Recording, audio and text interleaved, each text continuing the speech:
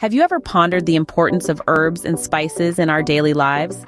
These little flavor powerhouses transform our meals, making each dish distinctively delicious.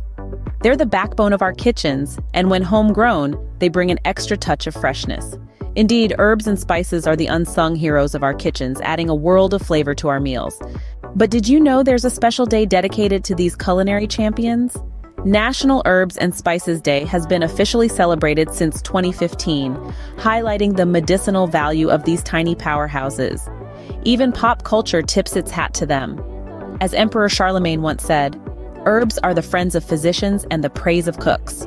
So, how can we celebrate National Herbs and Spices Day?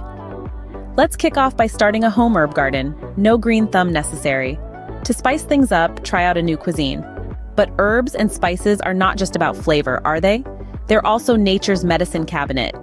They can boost our immune system, aid digestion, and even fight inflammation. So why not sprinkle some turmeric in your tea or toss fresh basil into your salad? Remember, herbs and spices are not just flavor boosters, but are also packed with health benefits. So let's celebrate them, not just on National Herbs and Spices Day, but every day.